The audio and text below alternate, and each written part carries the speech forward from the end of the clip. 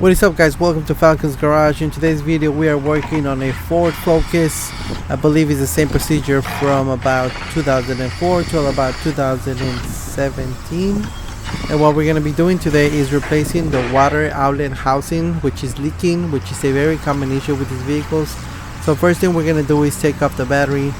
Battery has 10mm bolts to get the bracket off of here, and then the terminals are also 10mm. So once we get those loosened up, this one right here is very corroded, so we got to clean it out before we put it in. Remove the battery, get all these cleaned up. We're also gonna have to remove the battery tray. Now I have seen some people kind of do this job without removing all that, but I think it's actually easier like that. So we also need to take off this boot right here for the intake. Take out the boot and then the cover where the air filter goes. If your air filter is dirty, go ahead and remove it or replace it here. Very important for you to do that. We're gonna disconnect the three main harness connectors that go to the computer. Now this is also so we can have better room, and you will see here that once we take up these three connectors, we're gonna have a lot of room to remove this water outlet housing.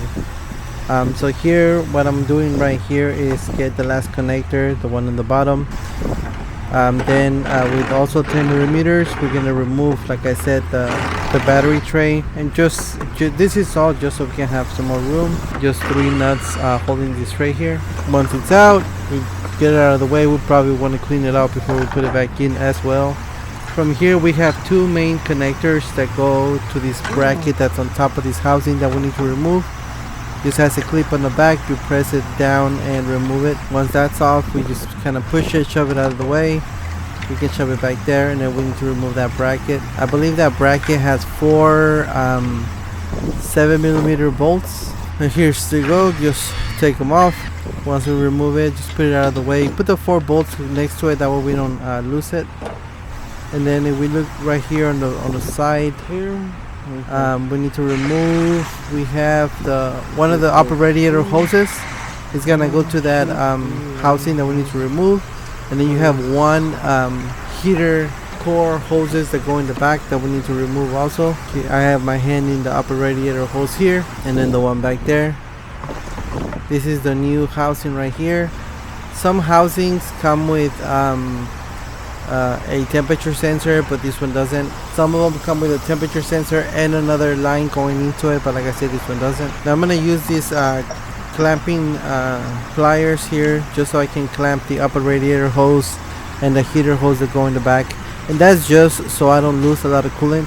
Now I know there's coolant in the head that's gonna run out, but just so my radiator doesn't drain out or something like that. Then we start disconnecting those hoses. Those clamps, the clamps on these hoses right here is going to be 8mm, so we get the back one loosened up. That one's going to go to the heater core, and then this front one is for the front radiator hose. We need to move all these wires out of the way. And see, that's the whole reason why we removed a bunch of stuff out of the way, because this is just going to be much easier like this.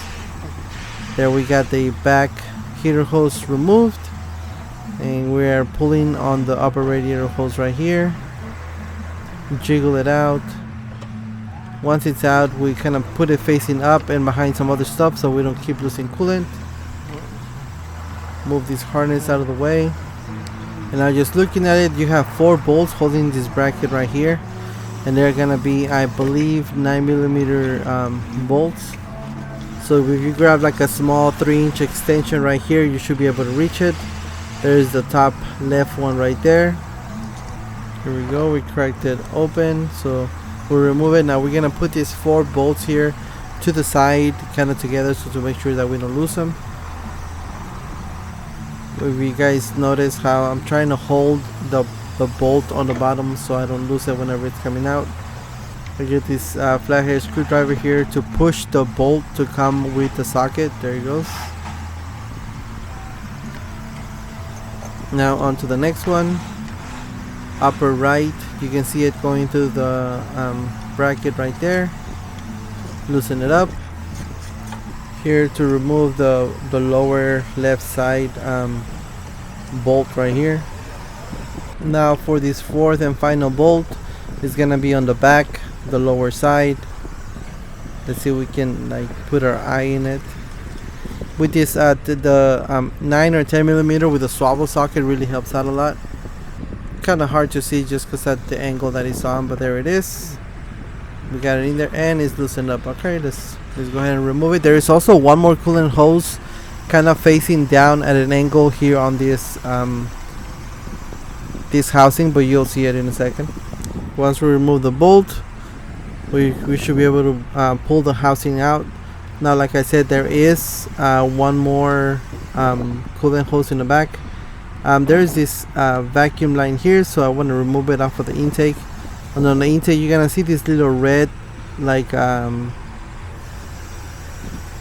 red washer there. So if you push down on the red tab or the red washer, whatever it is, so if you push that down and then pull the hose at the same time, you should be able to pull it out. Let me get this one back over here, and there it is. So pull it out and then you should be able to see the hose on the back. There it is. So with some pliers, we're gonna get that clamp out of there, and with these pliers we're gonna go ahead and remove that clamp down there. If you just open it up, you should be able to get this plastic piece out, and here it is. We have it out. You see the broken piece right there on the left, and like I said, this is a very common issue, so as long as you catch it as soon as it starts leaking or it breaks, hopefully it will not mess up your engine. So now we are moving on the way back.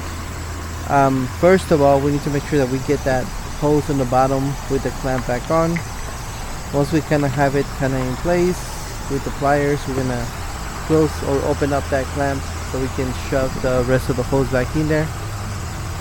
After we do this, we're gonna just like put the 4 bolts that hold this bracket to the side of the head, and we're just gonna basically tighten them by hand for now, and then at the end we come back and tighten them with the ratchet. But here it is. First bolt, upper left side. Next one. And the reason why you want to put them on before you start tying them up, just because if you tighten up maybe one without even putting the bolts on the other ones, you might want to pull this housing like a different way. So there we put the heater hose from the back on. We're gonna put this radiator hose back on the front.